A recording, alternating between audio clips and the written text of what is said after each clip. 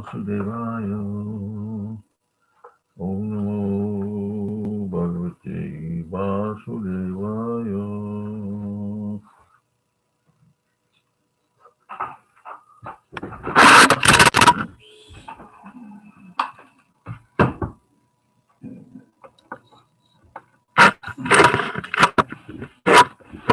Hare Krishna. I'll have to take it up.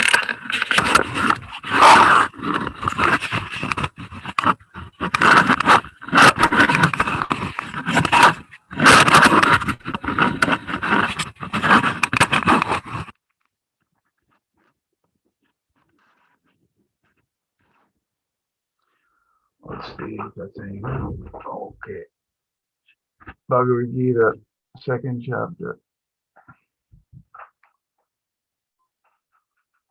50th verse. Buddhi yukto jahati ha ubhe sukrita duskrite tasmad yogaya yujaspa yoga kamasu kaushalam. Buddhi yukto jahati ha ubhe sukrita duskrite tasmad yogaya yujaspa yoga kamasu kaushalam. Buddhayukto jahapiha ve sukrita duskrite tasmad yoga yujaspa yoga kamasu kaushalam. Buddhayukta, one who is engaged in devotional service. Jahati, can get rid of. Iha, in this life. Ube, both. Sukrita duskrite, good and bad results. Tasmat, therefore, yogaya, for the sake of devotional service, you just be so engaged. Yoga, Krishna consciousness, kamashu, in all activities, koshalam, art.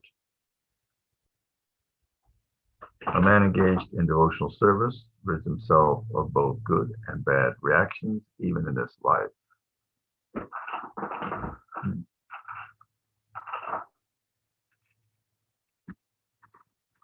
Therefore, tape, good.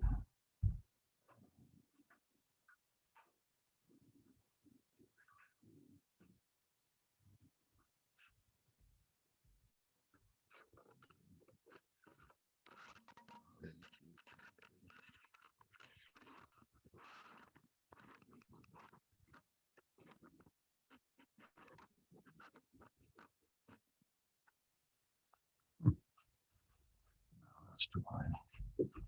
Hare Krishna, Hare Krishna, Krishna Krishna, Hare Hare, Hare Rama,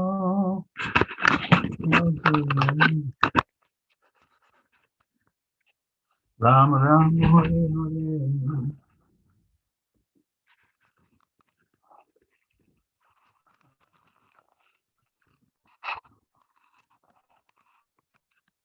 Hare Rama. Okay. Strive for yoga, which is the art of all work. Purport. Since time immemorial, each living entity has accumulated the various reactions of his good and bad work. As such, he is continuously ignorant of his real constitutional position. One's ignorance can be removed by the instruction of Bhagavad-gita, which teaches one to surrender unto Lord Sri Krishna in all respects and become liberated from the chained victimization of action and reaction, birth after birth. Arjuna is therefore advised to act in Krishna consciousness, the purifying process of resultant action. So this chapter is sometimes called Buddhi Yoga. And in this particular section, there's about at least 6 verses that have this Buddhi, 49 Buddhi Yoga. It has the Buddhi Yoga in it.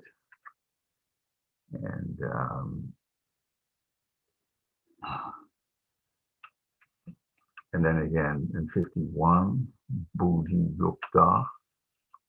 And then 52, Buddhi Vyatitarishiti. So Samadavachala Buddhis. And 53, you have Buddhi. And again, this word comes up, Buddhiyogam, in nutshell verses. I think the 10th verse. Tesham Satata Yuktam Bhajatam Divam Dadami Buddhi Yogam Tam, where Krishna is saying if one is acting in Buddhi Yoga, you have Lord Buddha. So Buddhi refers to intelligence. Yasha Buddhi Balam Tasha Nirbadeshu Kuto Balam. Sometimes probably put this verse, which I don't know if it's a Chanakya shloka, but it's from the Niti Shastras. It means how to act in the material world. And so Yasha Buddhi Balam Tasya Nirbudeshu Kuto Balam. If one is very strong materially, he's simply entangled in the material world more and more. But what good is your strength if you don't have any intelligence? And he gave the example of the rabbit, that the rabbit was, so many animals were being, actually I was there in 76 when he told the story. And in Los Angeles, the rabbit was destined to be eaten because all the animals were getting ravaged and victimized by the lion. So they all got together and had a meeting. So it must be like a Panchatantra story because it's about that animals and how they interact. How some of them are very intelligent and some of them are not. But anyway, so that one day was the time of the turn of this rabbit to sacrifice himself to the lion, and he didn't show up, but he came late. Then when he saw the lion was extremely disturbed. He said, "Where were you? You were destined to be eaten here, and I'm going to eat you." But the rabbit, being very intelligent, he said, "Well, what happened is I met another lion, and he wanted to eat me, but I told him that I'm destined to be eaten by the other lion. And so the lion became very angry, motor passion. Lions are pretty passionate guys. He started roaring really loud. He brought the lion to a well, and in the well he saw his reflection, and he thought that was the other lion. So unfortunately, after roaring, he heard the echo come back of another lion. He just immediately jumped in the well. He was finished. So that's the illustration for the intelligence is better than strength, because there are people who malinterpret the Shastras, different verses, like Nayamatma Pavachanena Labyo Namedha Bapuna Sutena Bala. So they think that strength we understand the strength to be Balaram, but they understand it to be mundane strength. So by their poor understanding of even the Sanskrit words, they develop by reading that. Actually, people in India, so-called gurus and sadhus, some of them got the idea that you should do a lot of exercise and become very, very strong like that. But that's not the goal of yoga. Just Prabhupada sometimes referred to it as gymnastic yoga, hatha yoga, doing gymnastics. You won't become free. Janma bandha vinir muktam is described in these verses here. And that's maybe Janma bandha. That's the next one. Bandha is bondage. Bandha. This bondage word comes from bandha. And so it's a short purport, but you can see that it's each word practically, so many words are important. He has accumulated the various reactions of good and bad work since time immemorial. So Bhaktivinoda Thakur, he calls it anadi, karma pale. Anadi karma pale means entangled since before time. Therefore, many times we are referred in the material world, the living entities are fallen. Of course, we don't know when they fell. Probably many times says we don't know. Somehow or other, we're here and we're fallen in the material world. Bhaktivinoda Thakur says that we're Poriachino, we're fallen. He refers to himself even as fallen. So, in the 15th chapter, I think, we refer to those living entities that are fallen and those are not fallen. And Krishna is saying there that he's above Akshara. He's above, he's called Achyuta, means he never falls down. When Arjuna is ordering Krishna, he knows that he's completely spiritual person. He says, stop here, Mechuta. Bring my chariot here. But he refers to him as Achyuta, which means he's never fallen. So in the material world, we are Nitya Bandha, Nitya Baddha. And since time immemorial, that's a long time actually. It's difficult to wrap your head around that. We here, what did we fall? So people think, or sometimes it's possible where we fell, or we not. Although several places probably said this. Otherwise, no one falls. Once going, we're here, but once going, you had Yatsan and Avartante in the 8th chapter, in the 15th verse, and other verses. Maybe the 20th, he said again that Yajgyatva, once going, you don't return. Chakta deham puna janma. 90. There's no again birth. The whole idea is to get free of this. So it said, don't worry how we got here since time immemorial. Anadi means before time. Anadi Adir Govinda. Sarvakarma Karan.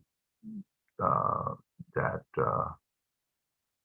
Govinda is described as an Adir. He's the source of everything and beyond time, above time. But Krishna assures that one who develops affection working in Buddha Yoga, that Amritatvaya Kalpate, he will attain immortality. Even in this life, Jivan Mukta Sautite, one is liberated by working. Previously in the 2nd chapter, we got Sankhya Yoga, which means more or less the type of, it could be also like a Jnana type yoga, where Krishna was describing how you're not the body and you have to understand the difference, Najayate, Miyate, Bada, Kadachin, no, never was there a time when I didn't exist or you were eternal, somehow you become embodied, entered into this material world. So Arjuna is representing all the jivas. Jivedoya Krishna Nam Sarvadharma Shah. The essence of auspicious activity is to perform Nam Sankirtanam. So this word also Kaushalam, it becomes in this sense Kaushalam, but actually means Kushala. Kushala means auspicious. But Prabhupada gives an interesting definition, art. And when he was speaking other times on this verse, he described Kaushalam as also Kushala means auspicious or tricky also. Tricky and expert. Expert. Just like Prabhupada said one time that when he was working for the Bosch laboratories, all the many experts there, they had different machines it was pharmaceutical. They were mixing different pharmaceuticals. That time, I don't think they had so many. It was much more organic type things, but they had some machinery.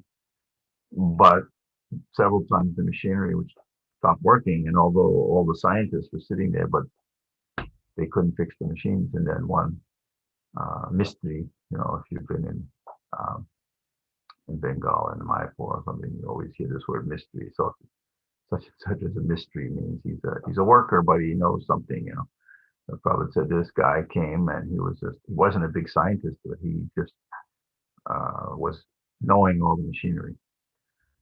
Srila Bhaktisiddhanta was so expert that not only did he preach and write commentaries and books and translate, and he was trained in all these art. This is an art of printing books from start to finish in the Brihad Mridanga, but he could fix any intricate thing also on the printing presses and different machines. So one is expert in this art of working, and one of the aspects is that Prabhupada said, even though he was old, he was 66, so he was 70, but even I feel old because I'm more than 70. But if you compare what some average person, 70, more than 70, would do compared to what Prabhupada did, or say any of the Goswamis or Shiva Bhaktivinoda, they utilize their time every moment of the Artha Kalatvam. One of the aspects of 9 symptoms of Bhava, preliminary at least, is this of the Artha Kalatvam. There's no wasting of time. Prabhupada was saying, even though I'm 70 years old, I'm working 71 years old later on, of course he's 80. I am working always. When I have to, I take some rest. Sometimes devotees would try to catch Prabhupada like resting, even his servants. But his rest was never, sometimes they would look at him maybe through the door or keyhole, and Prabhupada would open one eye and look at it. So this type of rest means that like Nidra Haradi Harakari Vijito Chatyanto Dinachyo. 6 Goswamis have described that they didn't waste one moment of time, but they were constantly engaged. Nidra Haradi Harakari Vijito. Vijito means they conquered. So Bhaktivinoda Thakur is also sometimes said to be the 7th Goswami, the 6 Goswamis, and he's the 7th. Was it whoever named him that? That he didn't know there's so many. There might be some other great acharyas that were also like that, but he knew Bhaktivinoda, so he called him 7th Goswami. And one of the things Srinivasa Acharya's song is that Sankhya Purvaka Namagananati Kalavasani Krito. They were not wasting time. Sankhya Purvaka Namagan. They were chanting so many rounds.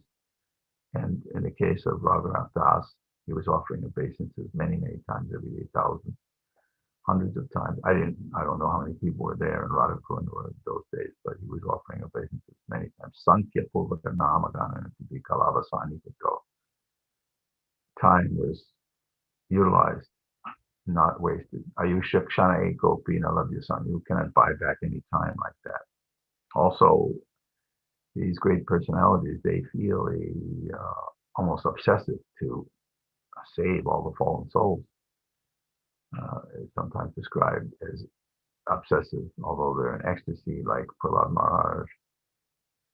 He's also saying, I'm not agitated, I'm not afraid, but I'm feeling great compassion. Lord Brahmaji, in his prayers, he talks about the ordinary prayers in the 9th chapter in the 3rd canto. He uses this word, the same word, kushalani. He has Daivena Te Hatadiyo, that he talks about the entrapped living entities, that all their aspirations, whatever they do, they're simply entangled. Lobabi Bhuta Kushalani Shashvat. Because of their greed for material things, their consciousness is Daivena Te Hatadiyo. Dio is another word for meditation consciousness, like Buddhi. Buddhi, the 2 D's and an H, Buddhi. So therefore, Lord Brahma says that Kushalani Shashvat, that they do Sukalesha, they get a momentary pleasure.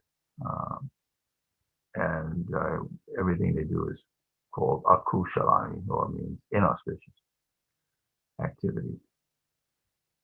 So auspicious, inauspicious, according to Kaviraj Goswami in Chaitanya Charitamrita, he describes it that Dvaite Badra Badra, there's another word for auspicious and inauspicious, Badra Abhadra. So he says this is a duality in the material world, good and bad, good and bad. Dvaite means there's always just duality. Dvaite Badra Abhadra. Sakale Samam, Prabhupada calls it Sakale Samam, but he says, A Manda, A Balo, A Sub-Brahm, whether it's, again, A Balo, you think it's Balo means good, or A Manda, bad or slow, good, bad thing, but Kaviraj Goswami says all of it is A Balo, A Manda, A Sub-Brahm, all illusion. Anything done in this material world is simply illusion, and it's, again, entangling so many sinful activities. This word is again used, kushalani, in the first canto, Cricket Maharaj, and when he caught Kali, this rascal who was trying to kill a bull. So the verse there uses this word, kushalani. The kushalani, he siddhanti, that it says nadveshi chasamrat. The king was not envious or didn't hate Kali when he caught him, because he knew he couldn't do anything in his kingdom, because everything in Maharaj Parikat's kingdom was auspicious. Even there, Prabhupada mentioned that after he caught Kali, he organized Harinam throughout his kingdom, and so the Harinam was always auspicious. And he only gave him certain places he could go. Those Chatur Vida, Yatra Dharma Chatur Vida, Striyopanam, wherever there's illicit connection, or illicit sex or intoxication. And so then Kali complained. He said, wow, you give me these places to go, but there's no such place. So then Pariksit Maharaj said, well, okay, you can go where there's gold. Wherever people are, Loba Vibhuta, Kushalani Shashvat, where people are hoarding gold, that is inauspicious. You see, that's what people are after, trying to get something. Very miserable material world. People are constantly entangled, and it's just karma bandha, as it says here.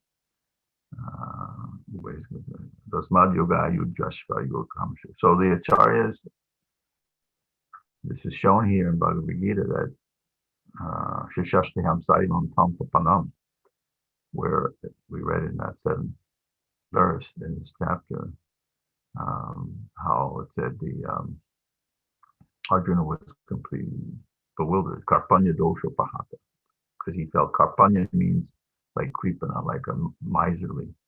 So someone who's a miser, he's keeping things, but he's not using it for anything. So that means that you have a human form, you have this human form of life, but if you don't utilize it, tato brahma vigyasa, and then that kripana, that's kripana, miserly. And Arjuna was feeling like that. Karpanya dosha, this fault of kripana, karpanya dosha pahata sabhala, prichchami tam. Then he became very submissive, although he was friends with Krishna all the time, but then he's starting to realize that he's having problems on the battlefield. So Krishna's telling him all these things on the battlefield, until at the end, near the end of the Gita, then he asks him, is your illusion now gone? Like that. But then we hear all these instructions, and we hear the prayers of Arjuna, the questions of Arjuna.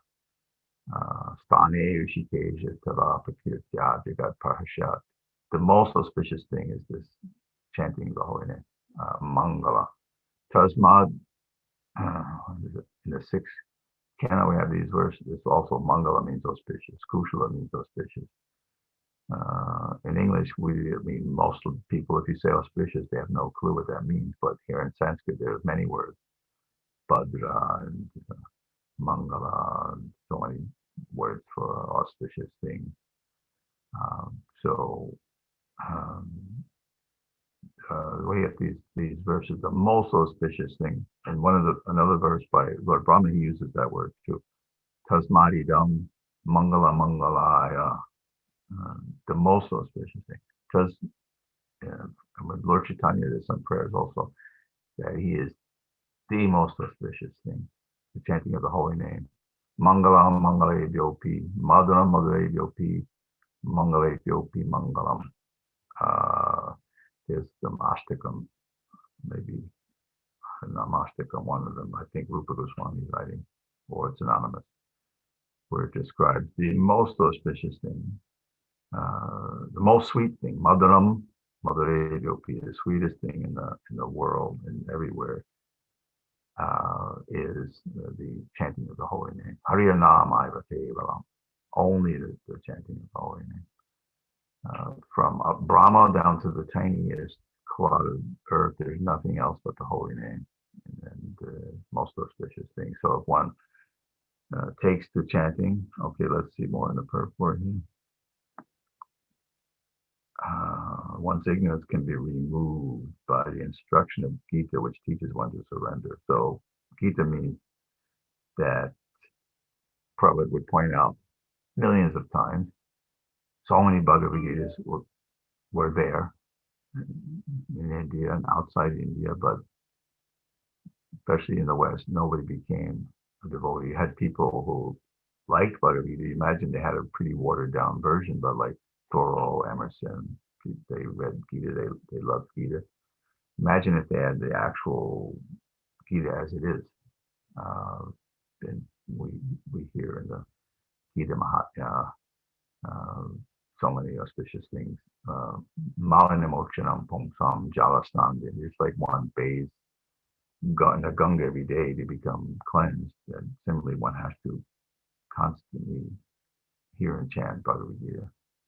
And it's not Satatam Kirtyanto Mam,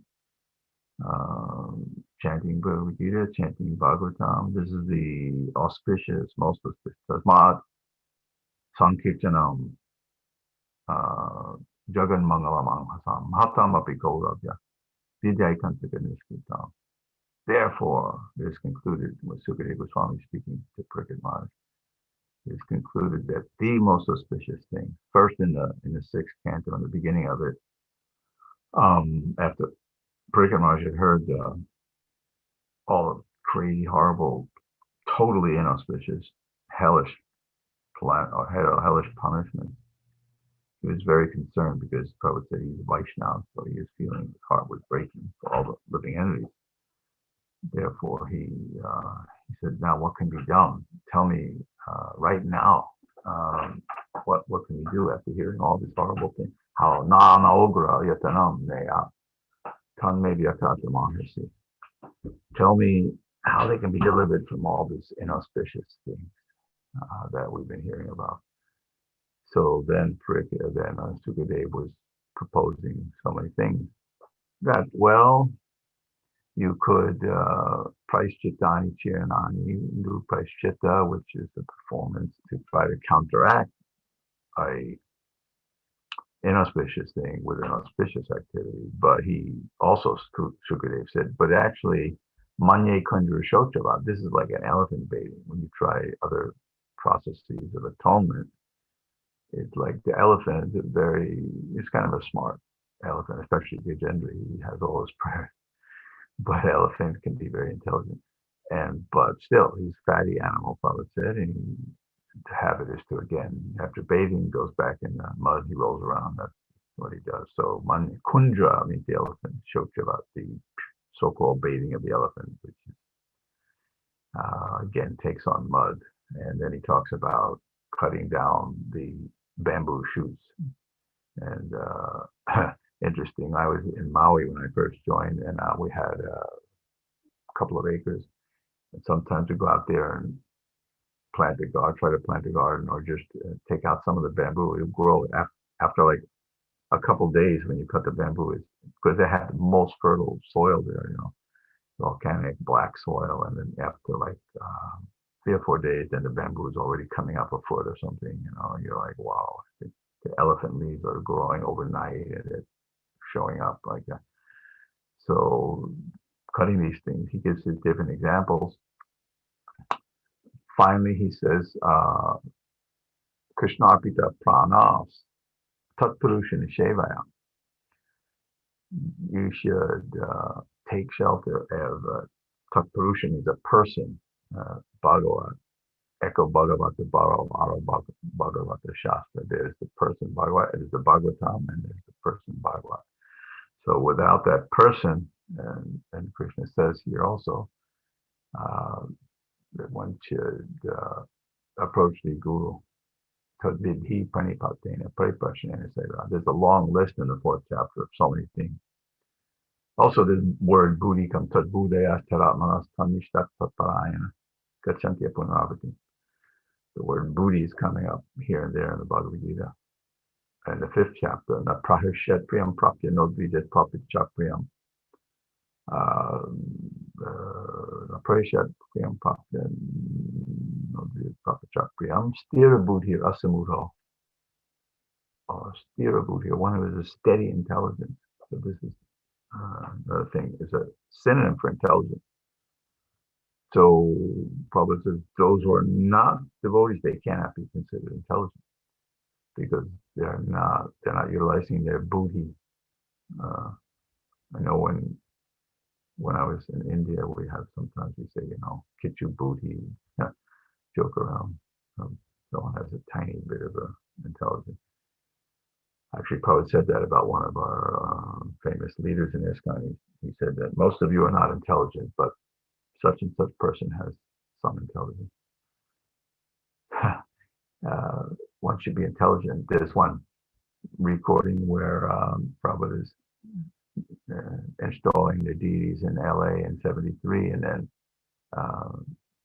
they asked Prabhupada, he's chanting the Bhagavatam verses, and then someone asked him, well, should we open the curtain?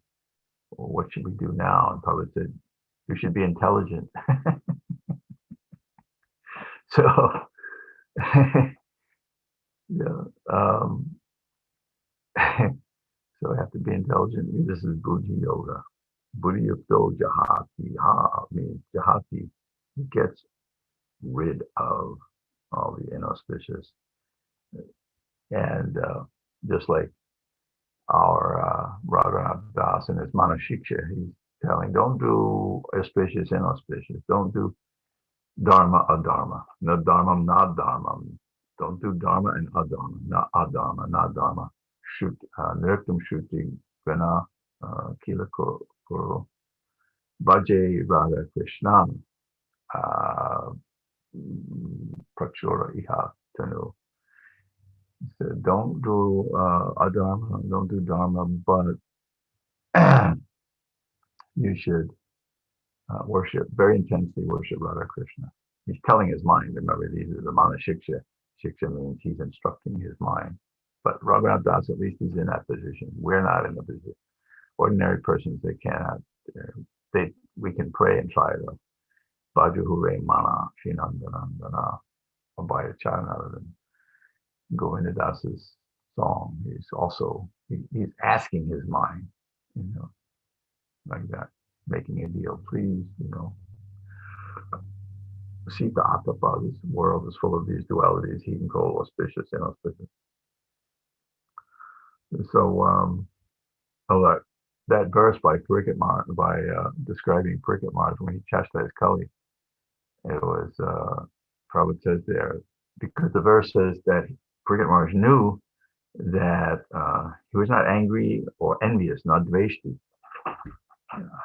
One of the qualifications of the pure devotees in the 12th chapter of the Gita. Yona dveshti na kamshati. He's not envious. Dvesh, itcha dvesh. Everyone's born. Somehow we appear in this world and full of envy, itcha dvesh, samutena dvanda, duality, dvanda mahima. So Pariksit Maharaj was not hateful of him because he knew he couldn't act in his kingdom. But the verse says that kushalani, auspicious things, In previous yuga, if you had inauspicious thoughts, even you would get bad credit for that. But in Kali Yuga, because things are so bad that it's arranged, Krishna has arranged that we don't. If we have auspicious thought, we get credit for that. But if we have inauspicious, that it's neutralized. We don't get that. So Purgin Maharaj knew that. So he described that he was like a bee, that he only took the essence of the flower, like the essence, saram. Uh, so, so like the swan, Paramahansa swan, the Tata Paramahansa, no, Muninam Amalatmanam. Many times we hear this word in Bhagavatam, the Paramahansa the Ganyate, the Shukadeva Goswami in his prayers, he talks about the swan, about the Paramahansas. They fulfill all the desires. We don't have any material desires. Everything is the most auspicious. And so Prabhupada tried to create this auspicious atmosphere by opening so many temples and farms and Mangalarti. You know, if you want your day to be auspicious, it's a good idea to attend Mangalarti or at least have it somewhere. Your own Mangalarti if you're separated. We're kind of lucky here. We're just moving a few minutes from the temple, or we could turn on the screen. Anybody can turn on the screen and attend Mangalarti also. It's not a big deal these days. So then you begin your day very auspiciously. So many things are, although the whole world is just like probably said, a dungeon of the demons and a world of names and just Premambudo Viharine Chittaviti. You're going to swim not only in auspicious but in the ocean of prema. Then Tasmaya and Mangala Mangalaya Chaitanya Chandraya Namo Namaste. Then we have to hook up with Chaitanya Mahaprabhu's movement and his instructions, which are, of course, everyone. I order everyone in this world. Amar Agya Guru Hoy, become Guru. But he says, instruct everyone. I have so many auspicious fruits of prema. Speaking about fruits, but there might be ordinary fruits, but definitely it's the prema fall. Here we see Kripana Palahate, the last verse, talks about the Kripana and how he's always after the fruits of their work. So if they can be tricked somehow, probably said an art, it's an art. Chaitanya Mahaprabhu, so he's saying that I'm a gardener, I have so many fruits, I need to have other people eat them. I'm already, because Chaitanya Mahaprabhu, he doesn't, it's not part of the material world, but he has come to give these fruits, Amaragye, Shabakare, give it to everyone, Jaham Taham, go everywhere, everyone, give these fruits, and what will happen? He says, Ajara Amare, they'll become free of old age, and that this is the easy way. One doesn't have to do any pondering, any type of hatha yoga, or lying on nails, or any type of nonsense, so-called austerity. Probably used to quote that Ararito Yari Haresh Tapasata. If one is worshipping Hari or Radha Krishna, then Aradito means doing the worship. Arayari Harish Tapasata. Kim means what? So what is the use of his so-called tapasya? If he has a different type of tapasya, no use. Then he says, or the verse I think Hari Bhakti Suddhadaya somewhere, it's quoted so many times. Naradito, the same thing. Instead, Aradito. And if he doesn't worship Hari, Hari, of course, means to steal, steal your mind. He steals your things also. Takes away all your material things. Murikyu Sarvaharas. Haras. He needs to steal, like the lion. He kills you. I think he pretty much steals everything. But so if one doesn't Na radito yari tapasa. Then what you wasted your time also doing tapasya. There's no need of doing a tapasya like that. Antabahis yari hare antabahir yari hare tapasatati. If antabahis within antar and out externally, one always sees Radha Krishna or Hari. Antabhi yari hare tapasatati. He says, what is the use of your tapasya? And similarly, Namtavi. If you don't see Krishna within and without, then you've also your tapasya. So it's a minimization of tapasya, but at the same time, Rishabdev says that one should do this daive, this tapasya. Divyam tapo divyam putraka yena satta shuddhya, to become purified. There's some tapasya, but Prabhupada said, what is that tapasya? We're only asking Prabhupada to actually laugh. He said, we all have to chant 16 rounds. He said in Vrindavan in 72, he was lecturing next to devotion. He said 16 rounds is nothing. He said there are so many in Vrindavan, they're chanting like, 120 rounds, 64, 120 rounds. He said more than that. So he thought it was humorous, almost funny. He's actually laughing different times. They can't chant. We just asked them to chant 16 rounds and get up, and you cannot even do that. You cannot even do that simple thing. So, so that this is the tapasya. It's not like Lord Brahma's described. Of course, Brahmaji, he's being told also in Brahma Samhita, tapas tam tapetena tabasiti. Perfection comes through tapasya. But in this age, because we're manda samanda mateo, we're not required to do the tibra tapasana, intense tapasya, like Lord Brahma did, parishuddha bhava, kalena tibra tapasya. And God's prayer describes that Lord Brahma did a long time, what is it, 100 years of the Devas, he did tapasya.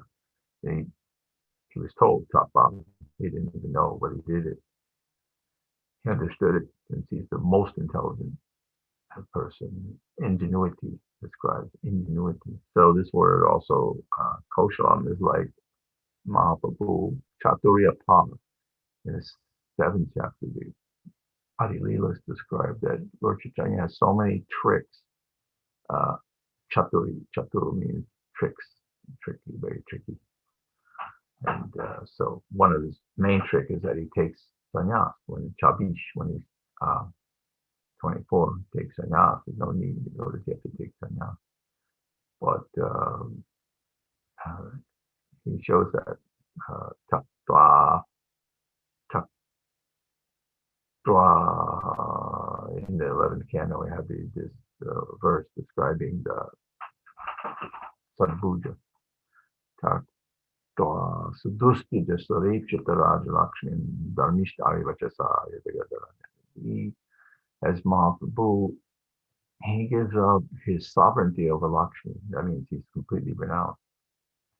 He's showing this opulence of Bhagavan, his 6 opulences, so this opulence of renunciation. So Mahaprabhu has given up his sudustyada. Sudustyada means it's very difficult to give up.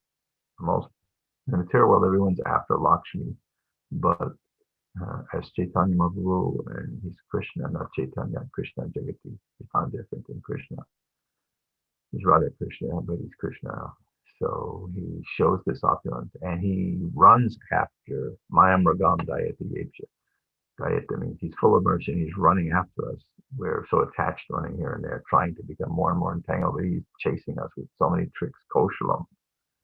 So the Guru also develops different tricks, taxes. Prabhupada, you should tax your mind, how to engage people in different ways. So Mahaprabhu is doing these also tricks. Sora Ipchata means that even the demigods thereafter favors of Lakshmi and Narayan.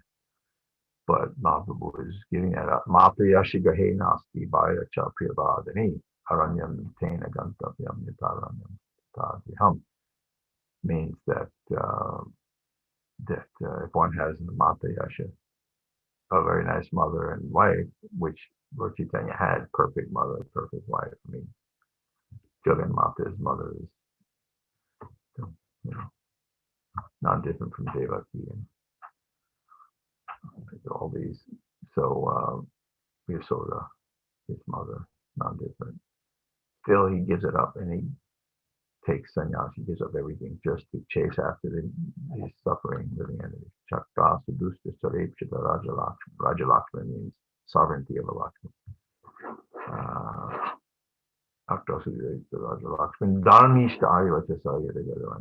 Aranya means the forest. He's going to the forest, even though he doesn't have to.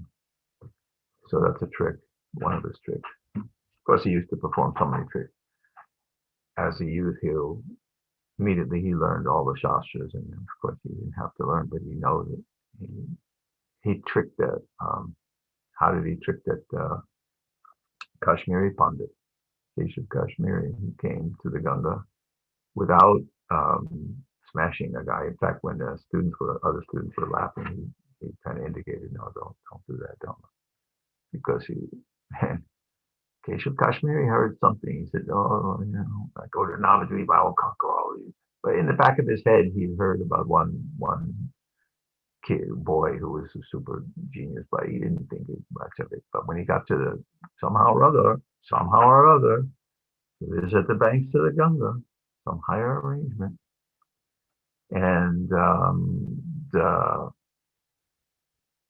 Keshav Kashmiri, he saw him there.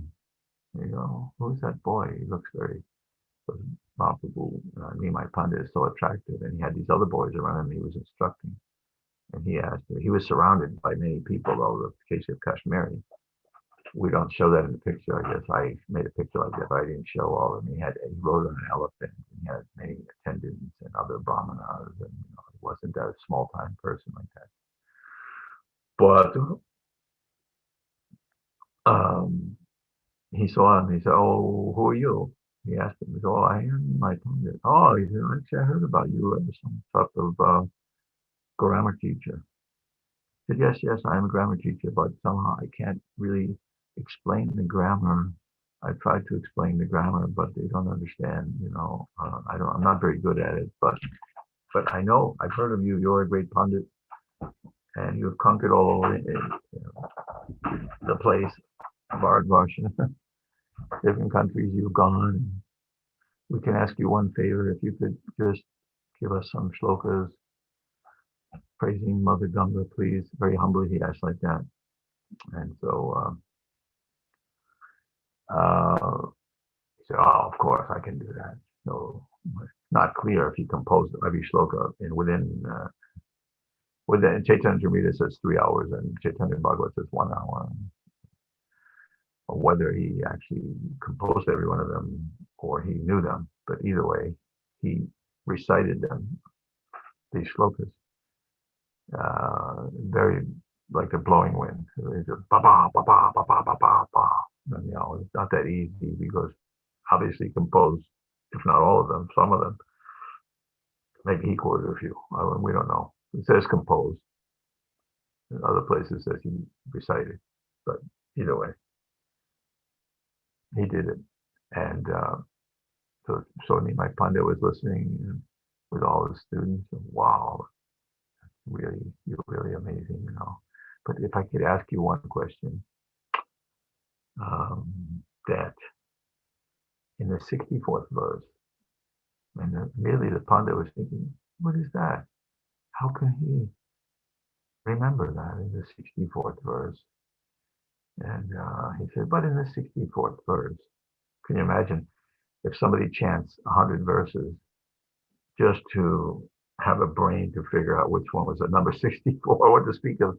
He said there's unlimited faults in it. He found 5 major faults, 2 or 3 super major faults. The biggest fault, I can't name them in Sanskrit, but they're that one. It's good to study it, actually. There's one devotee who's a professor. He gave a lecture one time, Sunday lecture, Indian devotee. He's middle-aged. And he's, I forget what he's a professor of, not Sanskrit though, maybe history or some science, but Sarva Ishvara. And he gave a very nice talk on the details of all the Sanskrit because he's composed Sanskrit verses himself. Very intelligent. So Nimai said, but you have said this and this, especially you said that Bhavani Bharta, that is the husband of the wife of Lord Shiva. This is not, this is a fault. This is a major fault. Then he mentioned the other ones, alliterative, uh, these faults, dosh. So in this way, the Pandit was flabbergasted immediately. He didn't have to have a big argument. This was a trick. So he tricked him. Anyway, the Acharya figures out the various means, time and place, how to spread Krishna like Prabhupada. He came, he didn't know he was on the Jaladut. He had it seems like he knew everything. When you read the first canto purports, it seems like it's hard to believe that he was never in the West because it's like a mind boggler. Wow. It's like everything is, sometimes you have to remind yourself, he wrote this before he even came to the West. So, Prabhupada was doing so many things, doing little tricks. How he always very tricky and very intelligent, super intelligent. And just like Prabhupada, he wanted the artists. When I was meeting with Prabhupada, all the artists came in 73, in the early 73. He came twice in 73 to the Brooklyn Temple. So he called all the artists in for about over an hour, and he started telling about his Guru Maharaj, how he had these doll exhibits. He didn't say anything about dioramas. So most of us were like thinking, what is this doll thing? Hard to figure out, but because we never saw dioramas like that. So he wanted artists to go there and do the sculpting and painting. So he asked who would go. So at the end, I raised my hand, but then somehow or other, the manager there, he didn't want us to go right in front of Prabhupada. The Prabhupada was like, he did not even the slightest nuance on Prabhupada's face. Can you imagine? Prabhupada sitting on his asana in his quarters, and to his left is the GDC leader who's in charge of DVT, everything. Big shot, one of the top managers, 2 or 3 in the whole country. And while Prabhupada's asking us to go to India, he says, put your hands down. You're not going anywhere. And we're looking like, what? And Prabhupada is like, just looking like he didn't, like nothing. He didn't say anything. And then 6, 7 months later, when Prabhupada came again, he called me into his room and he said, I remember putting on tilak and looking at me through the mirror. And he said, oh, you can go to India for some days. And not forgotten. So he is keeping track, very intelligent. Everyone felt it. When he looked, it's beyond any kind of mundane intelligence. He's looking at you, So that's probably so much intelligence that even now, you see so many people are still inspired, still joining 40 something years later. They see Prabhupada, they hear. Others maybe have some deficit, but Prabhupada always comes out on top.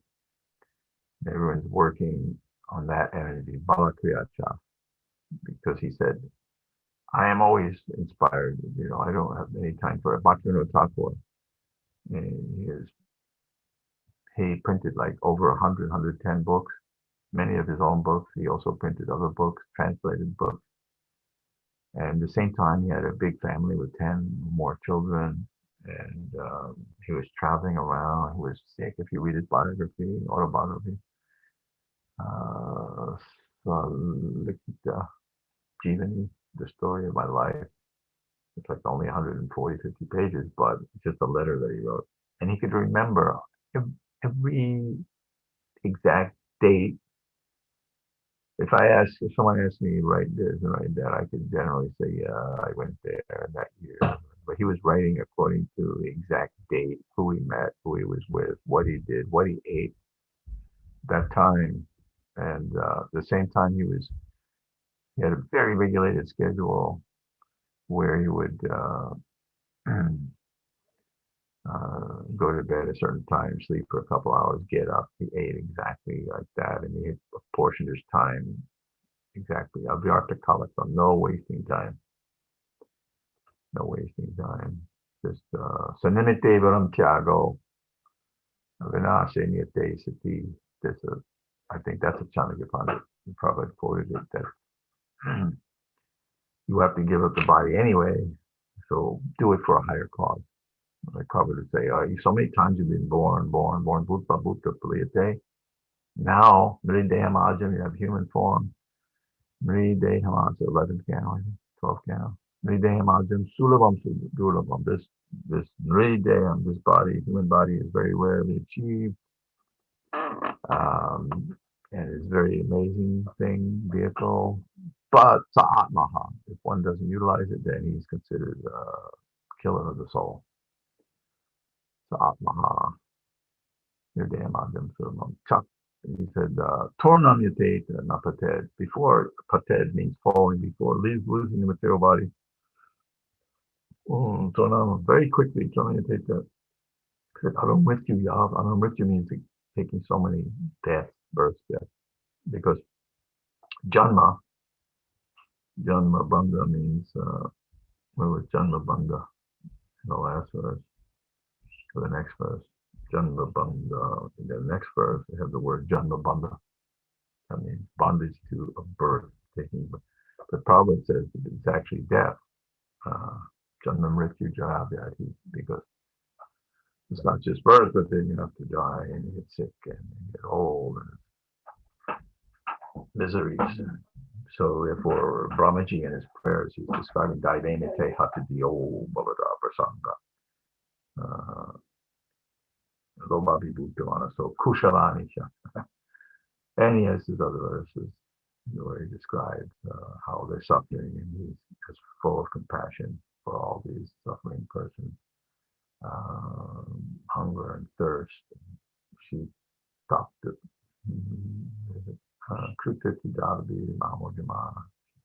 Shitoshna Vatavara describes all the Ariyatmak Aripotic miseries. Therefore, I'm taking great pity on them. So, Brahmaji, he's composed all these verses. He has his prayers in the 10th canal,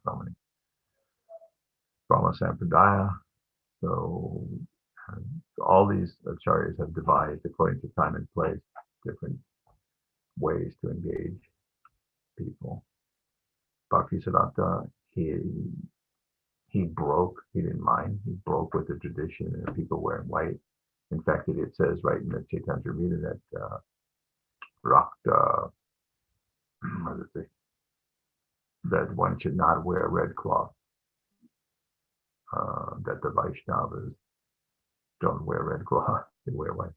And still, Bhaktisiddhanta, he set up this Varnashram, Daigi Varnashram system, but not the whole thing, but at least the sannyasis, Brahmachari, they're wearing saffron.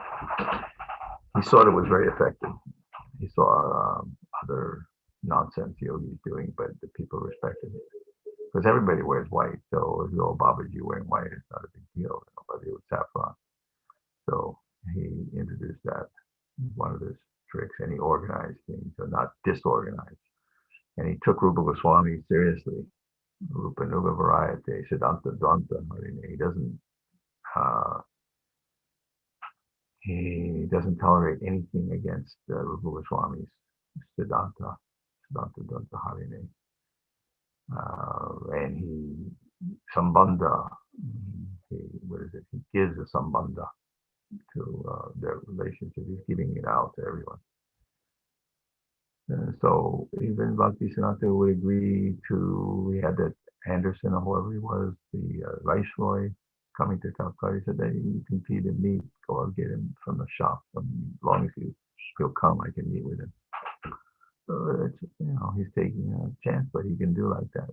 And Tejas Yama Doshaya, one cannot find fault with those who are greatly powerful.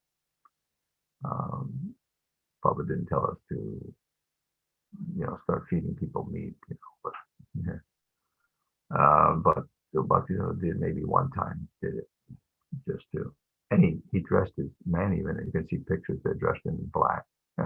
Yeah, just for a few times. The sannyasis, but they're dressed in like a black monk robes or something. They're just like once or twice, not a permanent thing. So they're tricky, sometimes very tricky. Well, Prabhupada was tricking in so many ways. Krishna has tricked you, he said, that actually I'm not doing anything that Krishna is tricking you. He sent me here. So there are many tricks. And cheating, like Vidura cheated. We were just reading that in the first canto. That Prabhupada said, you will be surprised that great souls cheat people. He said, I cheated. He cheated his family. He left that and became a mendicant. He said, now nobody cares for me. Just a list of names. He was writing his poetry like that. Okay, so if there's any discussions, please, let's hear it.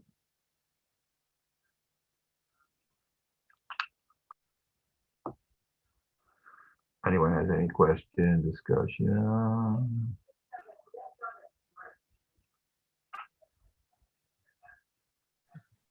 Yeah. I usually go later, but you know, Puskar, I have a question. I already gave one class today. I'm not.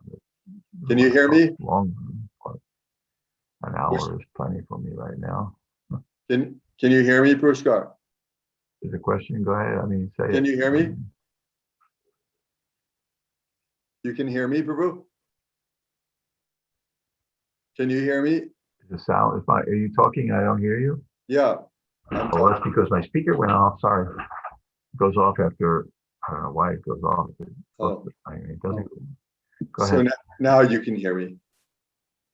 Yeah, I mean, yeah, the speaker goes off if it's not engaged, but I feel like Okay. I'm engaging it. I don't know how it works. I guess I'm speaking through this other phone mic, and then it somehow doesn't. Okay. So my question. Yeah. So Prabhu, I was wondering if you could explain why Bhaktivinoda Thakur was described as one of the Goswamis. Well, the story is that the Shishu Kumar Ghosh, who was the editor-owner of the Patrika Bajar, the main Calcutta newspaper, he actually wrote a book called Gauranga, Salvation for All, which probably said we should read, should not read. But yeah, I read it. It's got some ecstatic parts to it, but it's like a semi-concocted thing. But he was very familiar with Lord Chaitanya, but he didn't have a proper guru. But he was a great admirer of Bhaktivinoda, a friend of Bhaktivinoda. And he helped Bhaktivinoda advertise, when he was building the birthplace, trying to collect money for the birthplace and other times. And I mean, Bhaktivinoda, so this guy was obviously intelligent, the editor of the main newspaper. And so he's the one who gave him that name. He said, I don't know other Goswamis. He said, I never met the sixth Goswami. But he said, Bhaktivinoda Thakur must be the seventh Goswami. So I mean, that's how we get that name. More detail I don't know, but I know that his grandson Tarun Kanti Ghosh. There's a photograph. It's got to be up there with some of the best. I mean, any photo of Prabhupada is practically there's so many you can hardly say that. But the one you've seen it where there's someone and it's Tarun Kanti. I used to see him he'd come to Mayapur. He was the chief minister. He wasn't the chief minister. He was the chief minister. I think he was the chief minister of Bengal. And he would come see Prabhupada, once often, I'd say, okay, of course he was in Calcutta, but he came to see Prabhupada several times when I saw. I mean, and there's a picture. So Prabhupada's rubbing his head and grinning, this grin and rubbing. He's sitting on his asana in Mayapur in his room, and such a picture when you see it, you're just like, wow, that is ecstatic. I mean, I don't know if there could be a more ecstatic picture of anybody anywhere, more auspicious. And that is the grandson of Shishu Kumar Ghosh. Tarun Kanji goes, yeah. And yeah, it's pretty ecstatic. I mean, you may have seen it. Shruti Kurdi's posted it a few times. I mean, it's something like, like you should have it. It's like almost every temple, everybody should have that picture just hanging. So many pictures of that pictures, like wow, just amazing. You practically, cry just looking at it. It's so amazing. Got his head and probably rubbing his head, and he's grinning, and Prabhupada's grinning.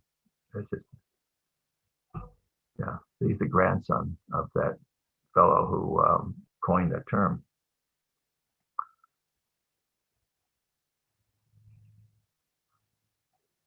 Good lineage. Thank you. Tarun Kanti Ghosh. Must be long gone now, but I haven't heard anything unless he's old man. He wasn't that old at that time during Prabhupada's time. If he were alive, he'd be, I don't want to speculate. It'd be nice if he was around still. Okay, yeah. So anything other questions or statements?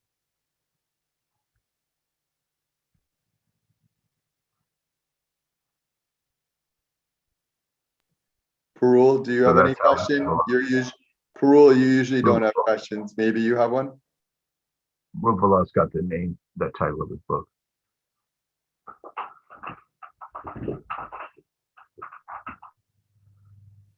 You only got like five people up here, 5 people on this besides me. So well, there's my wife is here too, just not in the video.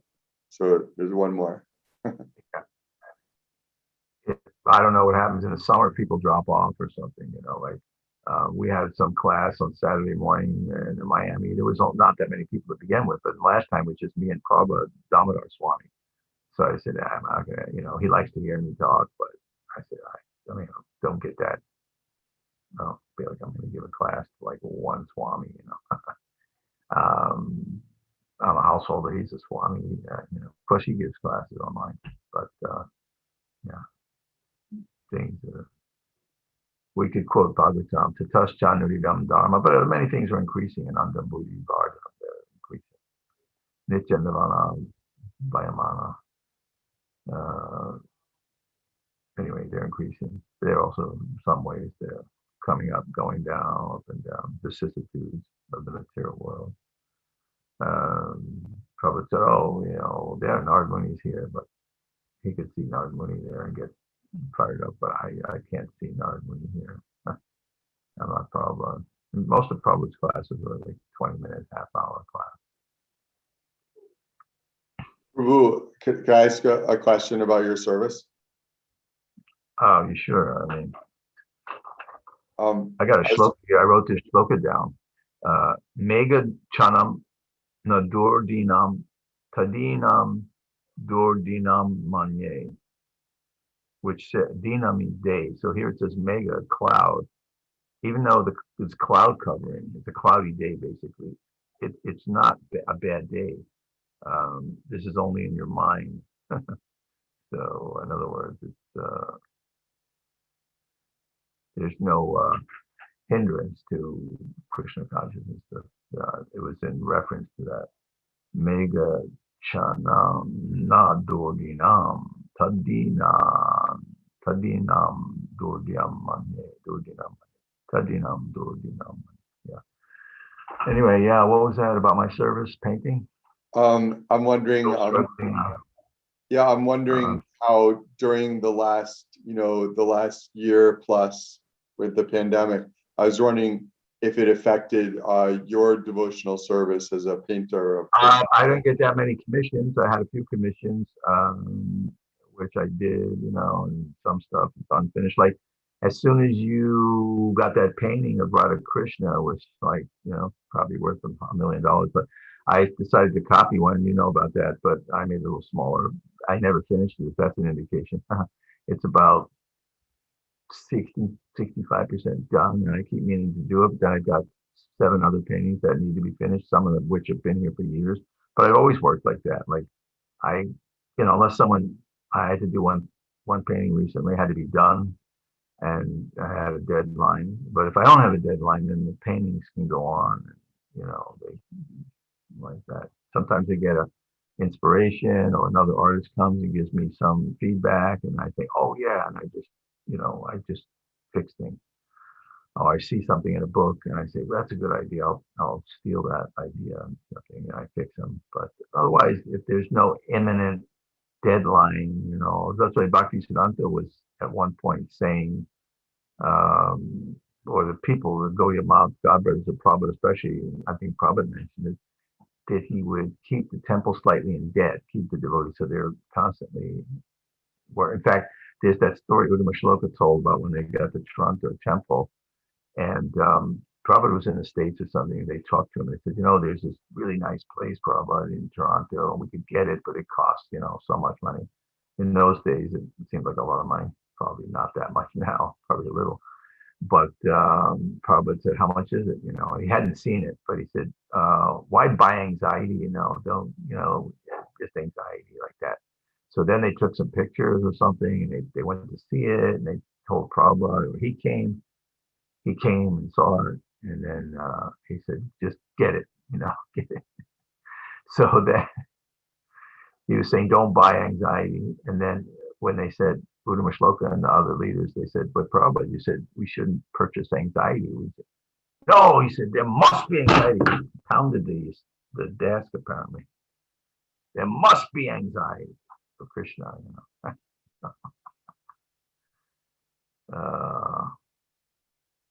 So many tricks are there. Yeah, I was thinking of that leader that I mentioned that shut us when we wanted to go to India, me and Vishnu Das, and he told us to put our hands down right in front of Prabhupada. It's like, you could say it's not anything in relation with Prabhupada is auspicious. So I don't buy that program, but I tell the story. There's a lot of weird things happening. But if Prabhupada's at center, then it's auspicious, But so Prabhupada tricked that leader. He was collecting so much money. He wanted to buy a big temple in Manhattan, which so Prabhupada, knowing his mentality, at one point he just took all of his money. Again, the money was collected, but it was like a lot of money in those days, and he used it for Juhu. Just like Rameshwar. I walked into Rameshwar's office one time in '76, I think. I forget if he was a Swami or what. Anyway, Radha Bala was sitting, kind of smirking, and there was a desk on the floor type situation. It's like where the restaurant is now in LA.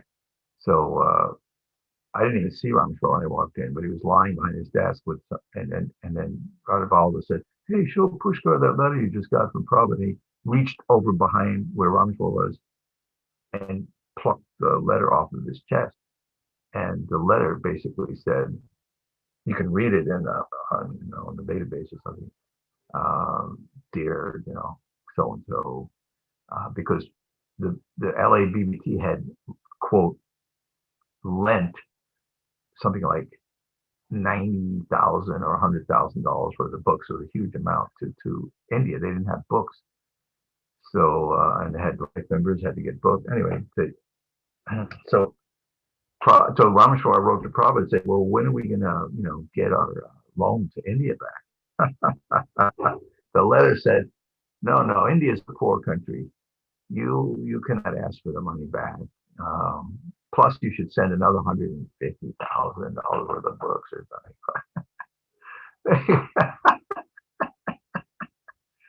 Rameshwar, he wasn't doing it so theatrically. Maybe he was, but only Radha Bala had been in there. When I came in, he was lying down, like he had just opened the letter.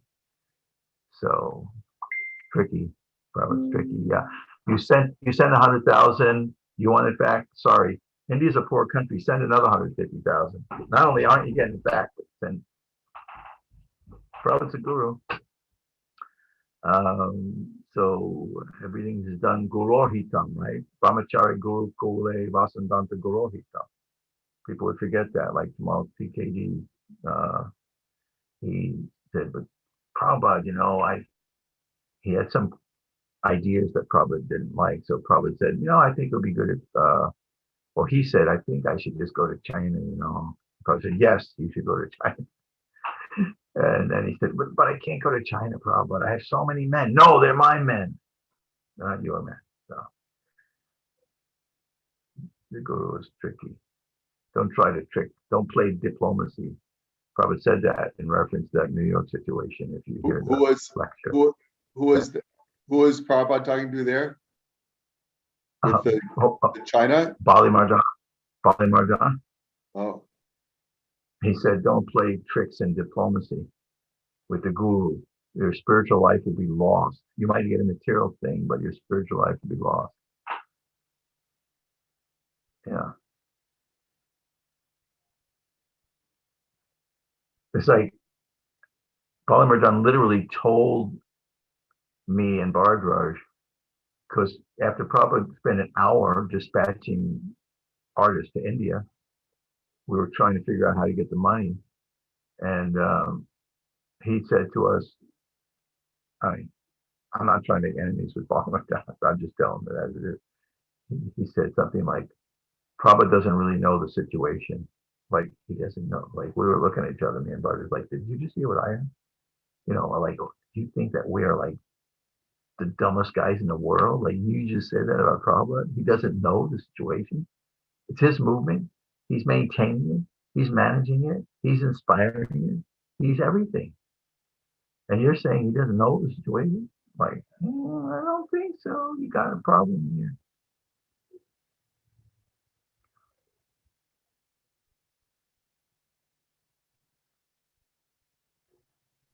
I never heard that one. What? I never heard that one. That story. I have it on my Siddhanta memories. The Prabhupada memories, the Yeah, video. yeah, I'm on a couple of those tapes, and one of them I told a. I mean, it's a long story because it went on. It's like, you know, probably Barker's wrote me 5 of those airograms, those Indian airograms, right? He said, finally I got a letter from him, right, later in '73, because he thought that I was going to come there. So he wrote this letter that across the street there was some householders, the only householders who lived outside Caddy Corner from the Henry Street Temple. There was an apartment building, and several of the apartments, like Gopal Krishna. So he wrote to Gopal Krishna, Bhardraj, and Gopal Krishna handed me this letter. And the letter, he says, well, I wrote you 4 or 5 times, and you never responded. So when I saw Bali Marjan, I said, gee, Bhardraj wrote me, says 4 or 5 times, I didn't get any letters from India. He said, yeah, I got them. So, Tate Satyam Samachale, that probably quoted, when others are cheating, then you have to equally cheat. You can't just, like the police, when they want to catch a crook, they have to go, if he's speeding 100 miles, they got to do 110 to catch him. So, something like that, right? Very interesting, Peru. Extremely interesting. Yeah. Oh, the Bali Marjan saga goes on because when I was in Mayapur, and well, you've heard generally about that saga, I'm sure. Anybody in New York has been around for that long, you've heard something about it, but it went on. I left there, and ironically, I went to India the first time with Bali Marjan, Jai Sachinandan, and this other guy, Satyajit. And, I won't, some things I did hold back on because I did my own little cheating trickery with Bali Marjan, but basically speaking, I was glad I went with him. At least he didn't slap me around like he did to Satyajit and Jai Sachinandan, because I guess he knew I was like 3 months older than him, or 2 months or something. Anyway, but yeah, if he slapped me around, I probably would have slapped him back. But they were young guys. Anyway, Jai Sachinandan's 10 years younger than me and Bali Marjan. But the first time we got to India, we got to Bombay, and it was only going to be like this 3-day meeting of the GBC, and we had tickets but no reservation. How India could be really weird. So and I had this giant duffel bag full of art supplies, it weighed about 80 pounds. I was dragging it, and I had my suitcase, and never been to India. So we get to the Bombay airport, and they say, no, there's no flights. And Bali Marjan, he wants to get to the GBC meeting, so he says, I'll show you how to do stuff in India. He stood stand behind this pillar. So we still, all three of us stood behind the pillar with our luggage. So we watched him go behind, where they weigh your bag, and jumped over the thing and starts going to different offices. And then apparently he didn't get it too far because he came out and he said, okay, so take your luggage. So we we go through the gate heading toward the plane. I forget if we jumped over the thing. We went through a door we weren't supposed to. I don't know. No, and now we'd be shot dead. I mean, the security and everything. But it's about 1974. So I got this huge duffel bag, and we're going up these skimpy steps into the plane that's going to Calcutta, right? And there's these couple of skinny airplane employees trying to stop us, right? And Polygon pushes him kind of out of the way, and we follow him, and they couldn't stop us. Basically, he said, "This is how you work. This is how you do things in India now." So it was tricky, and that duffel bag's no way it was gonna. Nowadays, if you had a duffel bag like that in an aisle, in India, you might get away with it now. I'm not now, anytime, but no way to put it above anywhere. It was like in the aisle. This 80-pound duffel bag full of art supplies. It's like army surplus. Khaki color. And then we get to Calcutta, man. It was amazing in those days. Calcutta Airport, like you wait there for your bags, and you can see the plane about 80 feet, 100 feet in an airport. It's dark late at night, and there's juggernaut. You got these big juggernaut DVDs, and I'm like, whoa, this is far out for an airport, but it was so podunk. It took them like an hour and a half, 2 hours just to get our bags, so we could get out of there and get them on. Well, you see Calcutta Airport now, it's like totally updated. But yeah, those were fun times already. Well, Jai Prabhu, thank you for sharing these stories of your days back when the movement started. And the class was really nice. We should probably wrap now. Wrap it up. Yeah, could you chant Hare Krishna for a couple minutes? And all right, yeah, we can close. If anybody else wants to, they're welcome to, but I'll do it since I'm the victim here. Oh, thank you. Hare Krishna, Hare Krishna, Krishna Krishna, Hare Hare, Hare Rama, Hare Rama, Rama Rama, Hare Hare, Hare Krishna, Hare Krishna, Krishna Krishna, Hare Hare, Hare Rama, Hare Rama, Rama Rama, Hare Hare, Hare Krishna,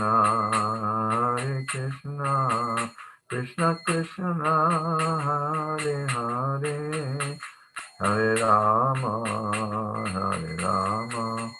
Rama Rama, Hare Hare.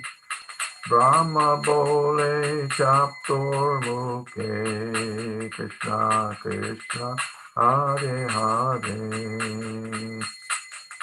Mahadev Panchamukhe, Rama Rama, Hare Hare. Hare Krishna, Krishna Krishna, Hare Hare, Hare Rama, Rama Rama, Hare Hare, Hare Krishna, Krishna Krishna, Hare Hare, Hare Rama,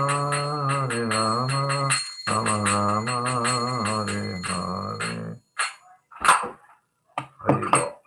Jai. Jai Prabhupada.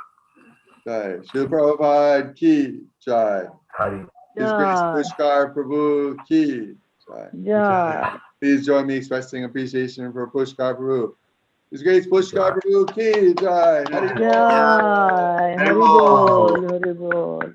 Thanks for sharing these nectarian pastimes of, from the Chaitanya Charitamrita and deep philosophy. Krishna consciousness is just, you're immersed in Krishna consciousness, so you're sharing with us is really nice. Thank you. Yeah, I wish I was immersed. That might be nice. Well, for us, it's that's what we